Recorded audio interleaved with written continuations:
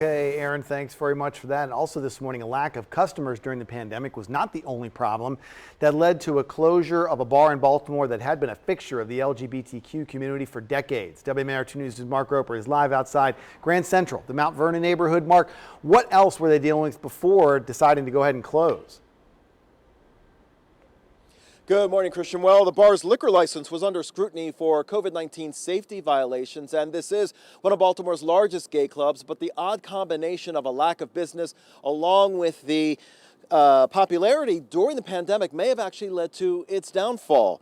Grand Central was not only a fixture here in the Mount Vernon neighborhood for 3 decades, it held an iconic place in the LGBTQ community. On Grand Central's Facebook page, fans of the bar wrote, "Thanks for the generations of memories and friendships." Amber Thrift wrote, "Thanks for hosting all the drag shows," and blame Corona for ruining things. Government emergency orders which closed businesses and then allowed them to reopen with reduced capacity has taken a toll on many popular bars and restaurants. However, public records show COVID-19 may have played a role in Grand Central's closing in a different way. A violation notice by the city's liquor board shows Grand Central's owner liquor license was under investigation. Now, according to public documents on July 30th, investigators found 30 people drinking outside the bar, not wearing masks or following social distancing rules. Documents also state inside the bar there were 15 people doing the same thing.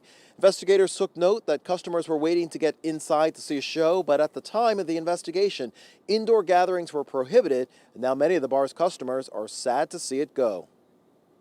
I think there's a lot of confusing messages coming from the city. I mean, the state was doing one thing with the rules, the city was doing another. I was concerned about, I felt like in some ways the people at Central, and no offense to them because they were all good people, weren't doing enough to control the crowds.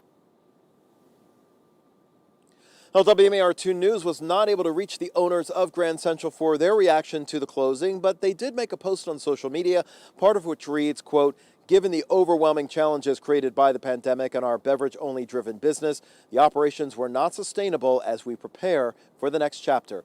Meanwhile, the building here was reportedly sold last year, but since we were not able to reach the owners, we're not sure yet if that had any factor as well in dealing with the closing. We are live in Mount Vernon. Mark Roper, WMAR 2 News.